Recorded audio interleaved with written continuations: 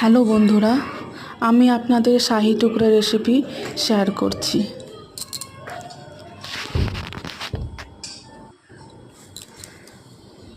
প্রথমে ব্রেডের চারপাশটা কেটে নিয়ে সাইডে রাখবেন, সেটা পরে ব্যবহার হয়। তারপর প্রথমেই আমি একটা কড়াইয়ে দুধ বসিয়ে তার মধ্যে এলাচ গুঁড়ো, চিনি, আলমন্ডের টুকরো, কেশর দিয়ে ভালো করে ঘন করে নিয়েছি। তারপর আরেকটা পাত্রে চাশনি বানিয়েছি। চাশনির মধ্যে একটু এলাচ গুঁড়ো, কালার দিয়েছি। ভালো করে একটু ডিপ অয়েলে তার মধ্যে একটু ঘি দিয়ে ব্রেডগুলোকে লাল করে ভাজতে হবে। আমি দুপাশ করে ব্রেডগুলো কেটে নিয়েছি, কেটে ভেজেছি।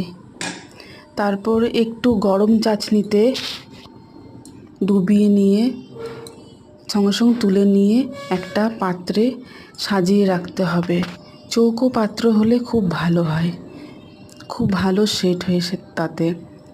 এবং সেগুলোকে সাজিয়ে রেখে তার ওপর ঘন দুধ, যেটাকে রাবড়ি বলে, সেটা দিয়ে দিতে হবে।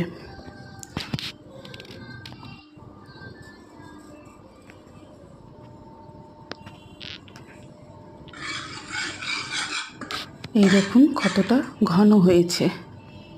ঠিক এইরকম করতে হবে,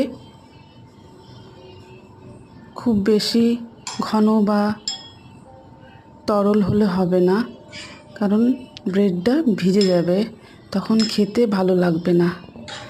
এরকম হলে ব্রেডটা ক্রাঞ্চিও লাগে, খেতেও ভালো লাগে।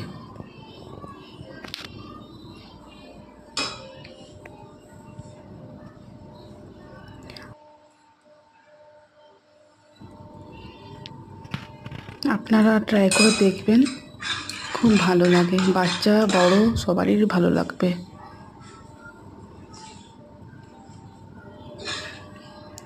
এটা বানিয়ে কিছুক্ষণের জন্য ফ্রিজে রেখে দিতে হবে সেট হতে। তারপর একটু বার করে একটু রেখে পরিবেশন করবেন, দেখবেন কত ভালো লাগে খেতে। এই দেখুন তৈরি।